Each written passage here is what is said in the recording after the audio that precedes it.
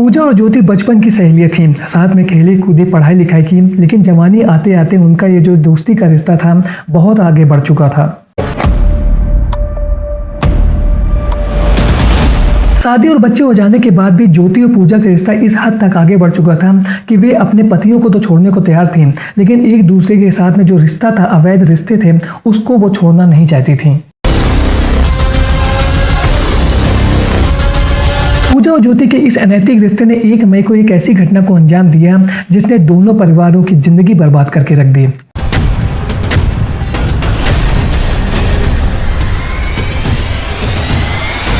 All right guys, स्वागत है आप सबका इस चैनल के एक और नए क्राइम स्टोरी में।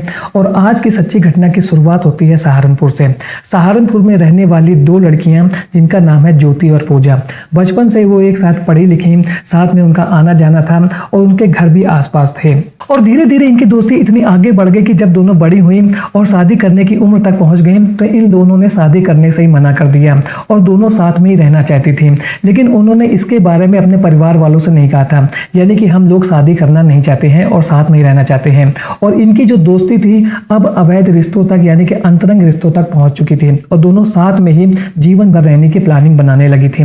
लेकिन परिवार वालों को इनके रिश्ते के बारे में कुछ भी नहीं पता चला था। और जैसे ही पूजा और ज्योति की शादी करने की उम्र हो जाती है, परिवार वाले इनके लिए लड़का देखना शुरू कर देते हैं। पूजा और ज्योति अपनी शादी को रोकने की बहुत ज्यादा कोशिश करते हैं, लेकिन परिवार वाले के दबाव में इनकी शादी हो जाती है।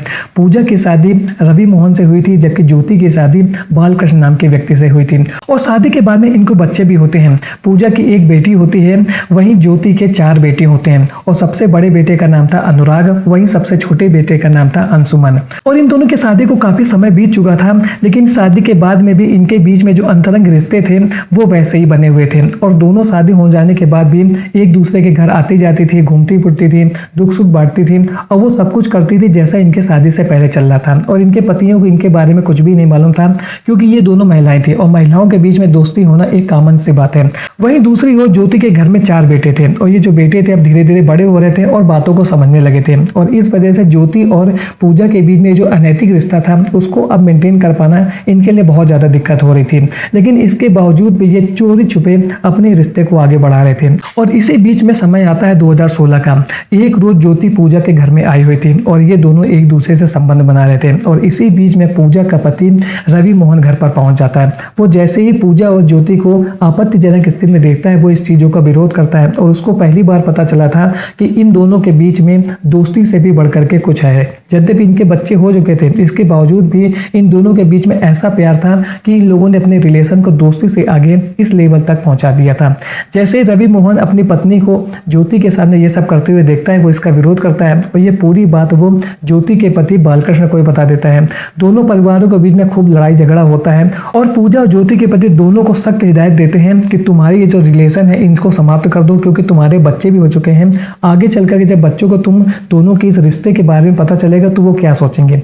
लेकिन यहाँ पर ज्योति और पूजा अपने रिलेशन को समाप्त नहीं करना चाहती थी और उन दोनों ने साफ साफ अपने पतियों से कह दिया था कि हम आपको छोड़ सकते हैं, लेकिन हम अपने रिश्ते को समाप्त नहीं करेंगे। और इसके बाद जब उनके पति ने बहुत ज्यादा इनको समझाने की कोशिश की और ये नहीं माने, तो रवि मोहन और बालकृष्ण ने अपनी अपनी पत्नियों को छोड़ दिया था। और अब पूजा और ज्योति अपने बच्चों के साथ में रह रहे थे और इन लोगों ने अपने पतियों के घर को छोड़ दिया था और किराए का कमरा ले रख करके एक दूसरे से 500 मीटर की दूरी पर रह रहे थे। और अब इनके बीच का जो रिलेशन था वो पहले से ज्यादा स्ट्रांग हो गया था, क्योंकि इन्होंने अपने पतियों को तो छोड़ दिया था। वहीं पूजा की जो बेटी थी उसकी शादी करने की उम्र आ गई थी और उसकी शादी हो भी गई थी। लेकिन दूसरी ओर जो ज्योति थी उसके 4 बेटे थे और सबसे बड़े बेटे का नाम था अनुराग और उसकी उम्र अब 25 साल के आसपास हो गई थी। और उसको अपनी माँ और आंटी पूजा के जो अवैध रिश्ते थे इनके बारे में पता चल गया था और वो इन सबका विरोध भी करने लगा था। लेकिन यहाँ पर ये दोनों इन विरोध के बावजूद भी अपने रिलेशन को मेंटेन कर रहे। अनुराग अक्सर जब भी पूजा ज्योति के घर पर आती थी वो पूजा आंटी से लड़ाई करता था और उनसे कहता था कि आप हमारे घर पर ना आया कीजिए।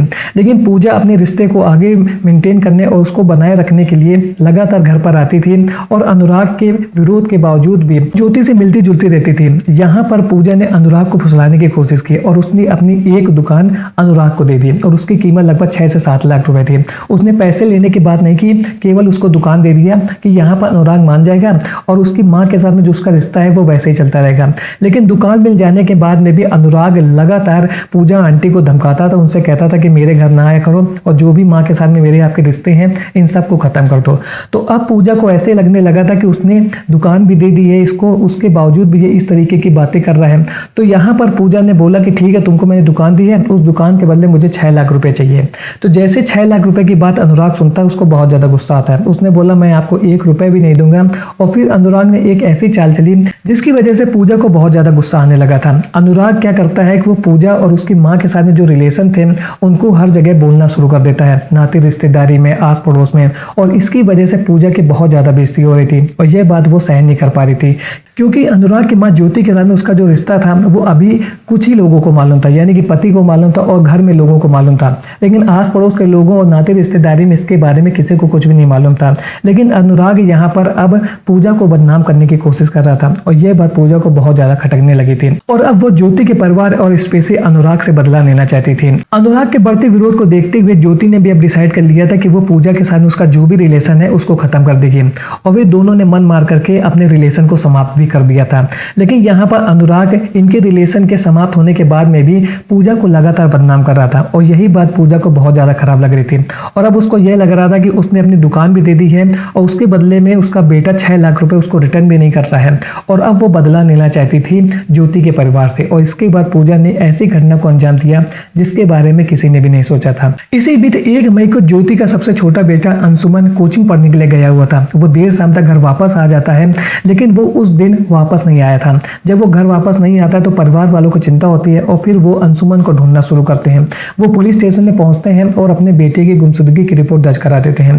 जैसे ही पुलिस को कंप्लेंट मिलती है वो अंशुमन को ढूंढना शुरू करते हैं और मार्केट में वो जिस रास्ते को फॉलो करके कोचिंग जाता था उसके आसपास के जितने भी सीसीटीवी थे उनको चेक करते हैं। और इसी सीसीटीवी कैमरे पर एक स्कूटी से जाती हुई महिला दिखाई देती है जिसके पीछे अंशुमन बैठा हुआ था। जब उस महिला के फोटो को ज्योति को दिखाया जाता है तो वो तो पहचान जाती है और वो कहती है ये कोई नहीं बल्कि मेरी सहेली पूजा है। और इसके बाद पुलिस की टीम पूजा से पूछताछ करती है। पूजा पुलिस के सवालों के सामने बहुत देर तक टिक नहीं पाती है और इसके बाद इस बात को एक्सेप्ट कर लेती है कि उसने अंशुमन की जीवन लीला को समाप्त कर दिया है। लेकिन इसके पीछे का असली कारण क्या है जब लोगों को पता चलता है तो वो लोग हैरान हो जाते हैं। यहाँ पर पूजा पुलिस को बताती है कि जैसे अंशुमन देर रात तक घर नहीं पहुंचता है तो उसके घर वाले यानी कि उसकी माँ ज्योति और उसके बड़े बेटे अनुराग का लगातार उसके पास फोन आ रहा था और अब वो डर गए थे। उसको ऐसा लग रहा था कि यदि उसने अंशुमन के बारे में बता दिया कि वो उसके साथ में है तो वो लोग फिर से एक बार लड़ाई झगड़ा उससे शुरू कर देंगे। तो पूजा ने पुलिस को बताया कि उसका बिल्कुल भी इरादा नहीं था अंशुमन के साथ में कुछ भी करने का। लेकिन जब उसके परिवार वालों को लगातार उसके पास फोन आ रहा था तो वो बहुत ज्यादा डर गई थी और इसके बाद उसने अंशुमन को निपटाने का पूरा प्लान बनाया और फिर उसको नहर में ले जाकर के उसका काम तमाम कर दिया। तो आज की वीडियो में आपने देखा कि कैसे पूजा और ज्योति का जो अवैध रिश्ता था वो इस हद तक आगे बढ़ गया जिसकी वजह से एक 14 साल के बच्चे को अपनी जिंदगी गंवानी पड़ गई। यहाँ पर पूजा और ज्योति को इस बात को समझ लेना चाहिए कि उन लोगों ने अपने पतियों को तो छोड़ दिया है लेकिन अब उनके बच्चे बड़े हो चुके हैं और बच्चों के सामने इस तरीके का रिलेशन नहीं चल सकता है। लेकिन इस बात को जब तक ज्योति और पूजा ने समझा और अपने रिश्ते को खत्म किया तब तक बहुत ज्यादा देरी हो चुकी थी और अंशुमन को अपनी जिंदगी से हाथ धोना पड़ गया था। आज का वीडियो आपको कैसा लगा कमेंट सेक्शन में जरूर बताएं। मिलता हूँ ऐसे एक और नए इंटरेस्टिंग वीडियो में, तब तक के लिए थैंक्स फॉर वॉचिंग।